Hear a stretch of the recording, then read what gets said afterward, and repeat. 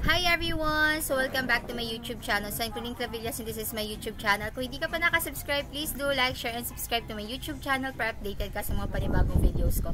Okay guys, in my short hair era naman, hindi na tayo natapos sa short hair.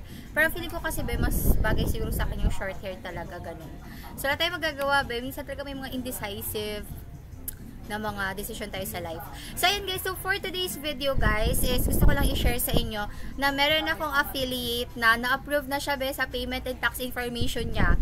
Yes, ang pagkakaalala ko, nag-reach out siya sa akin, ayan, tapos sabi niya if pwede daw magpa-assist siya, magpa-guide siya sa Shopee affiliate, kasi beginner talaga siya sa Shopee affiliate.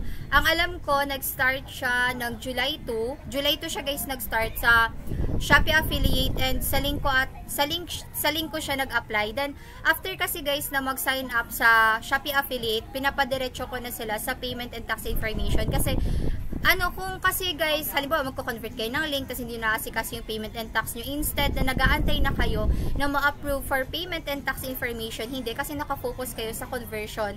So ako, ang ginagawa ko guys, after nilang mag-sign up sa Shopee affiliate, na-approve na sila doon, ang ginagawa ko is direct na talaga sa payment and tax information. And nagulat ako kagabi kasi nag-message siya sa akin na approve na daw siya sa dalawa, which is payment and tax information. Approve na siya.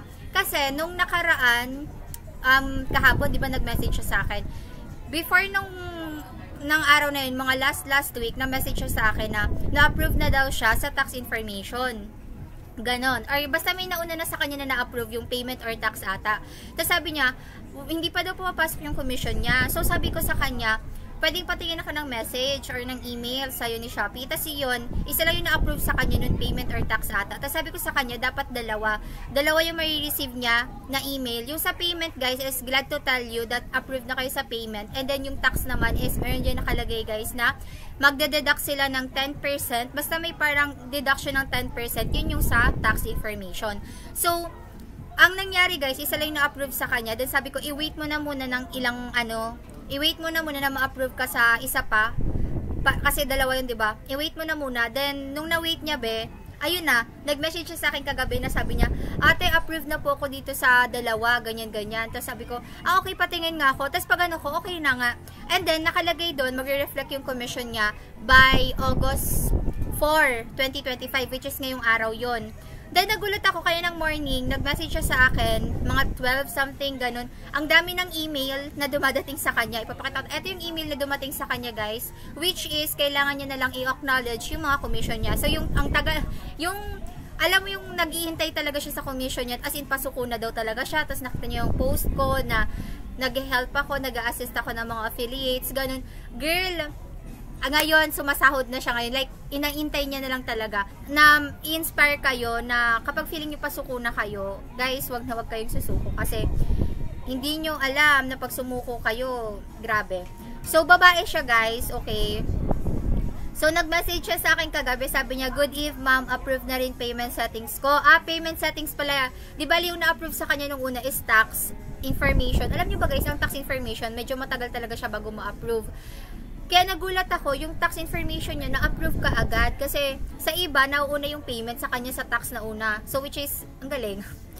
Tapos yun, sabi niya, salamat po, tagal ko na nag-a-apply, sinukuan ko na nga, buti nakita ko yung post nyo. Yun, ilalagay ko na lang yung niya.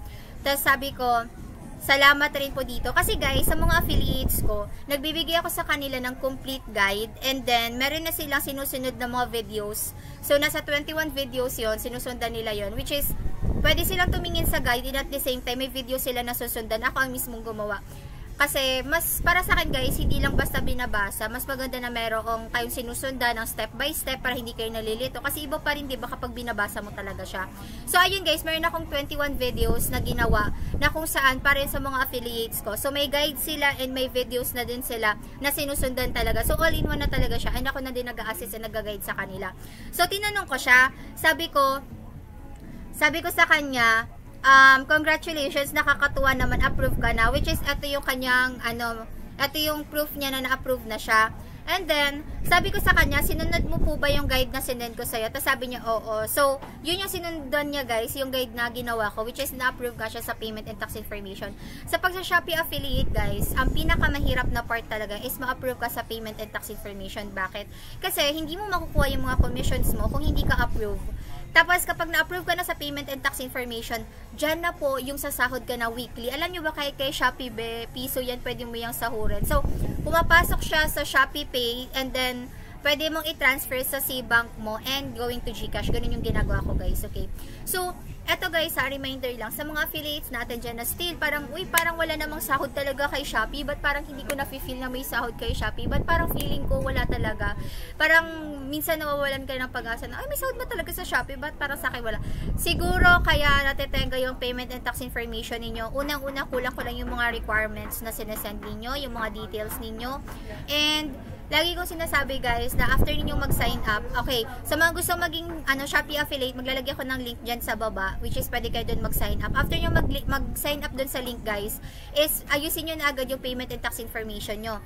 So, gumawa kayo ng C-Bank nyo, and at the same time, kailangan ma-approve na muna kayo doon before kayo mag-proceed sa payment and tax information para hindi kayo balik-balik. And at the same time, lagi ko naman sinasabi guys na need nyo ng valid ID, which is yung nasa harapan niya is yung name, birthday, and address ninyo. Yung address kasi guys, mas recommended ko talaga yung address ninyo na kung saan nagde-deliver sa inyo si Shopee ng mga parcel ninyo, which is, basta kasi guys, dapat ang information talaga, lahat yan match, okay?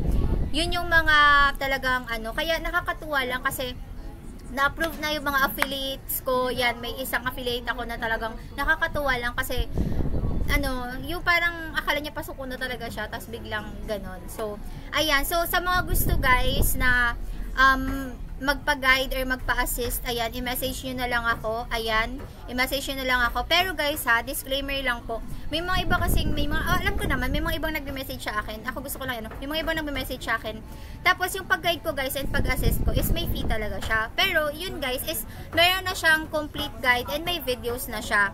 Ganon siya. Pero po, hindi siya sapilitan, hindi ko kayo pinipilit na, ay ganito, ganyan. Kasi may iba, ay may bayad po pala, ganyan, ganyan. Pero yun guys, is just, lang yun. Syempre, yung service din, yung, hindi naman ako nag-ano. Pero guys ha, meron kayong freedom. Yes, may freedom kayo. Marami guys, pwede kayong gumamit ng internet, pwede kayong gumamit ng, kung saan-saan, pwede kayong maghanap guys. Yung lalamang sapilitan. Okay. Eto, sa mga gusto lang magpa-assist, magpa-guide, ayusin yung payment and tax information nila, sa mga beginners sa affiliate, hindi nila alam kung anong gagawin, wala mag-a-assist, mag-guide. Kasi guys, ako dumaan ako sa face na parang wala talagang nag-guide sa akin, as in yung parang walang nag-guide sa akin, ay paano to, ganyan, ganyan. Diba iba sa feeling if halimbawa ako, may hindi ako alam, and ikaw alam mo kung paano yun, talagang natututukan ka, na-assist ka, ganun. So, nakakatuwa lang din. Minsan nakaka-receive din ako na, wow ma'am, ang dami po pala nitong mga mga videos na parang sobrang ma-effort daw, ganun. Kaya yun din yung reason guys kung bakit lately hindi talaga ako nakapag-upload ng mga videos. Kasi po,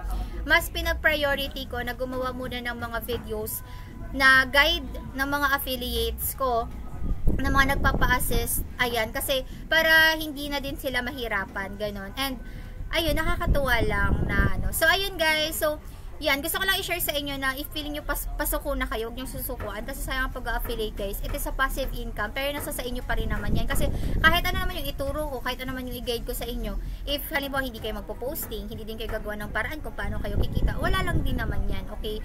So, ako nandito lang ako para mag-guide and mag-assist sa inyo. And at the same time, para i-mentor kayo kung paano siya. So, again guys, ayan, sa mga gusto maging Shopee affiliate guys, maglalagay ako ng link dyan sa baba. Ayan. And kung gusto nyo ng complete guide, maglalagay din ako ng link dyan sa baba. And kung gusto nyo i-message ako para i-assist, i-guide ko kayo, ayan, pwede nyo kang i-message, ayan. And again guys, pa-follow na din ako ng mga social media accounts ko, ayan. And, ayan, mag-message na lang kayo sa akin kung magpapag-guide and magpapa-assist kayo. So, lang naman guys, ko lang i-share sa inyo guys na na-approve na yung isa natin na mga affiliate natin sa payment and tax information. Akala niya parang imposible na, pero yun pa rin nangyari. So, ayun, nakakatuwa naman. Congratulations kasi sasahod ka na sa Shopee. Okay? So, lang naman guys. So, thank you for watching. I am Claudine Clavillas and this is my YouTube channel. Kung nagustuhan mo ang video na to, please do like, share, and subscribe to my YouTube channel para updated ka sa mga panibagong videos ko. So, lang naman everyone. Bye! Thank you for watching.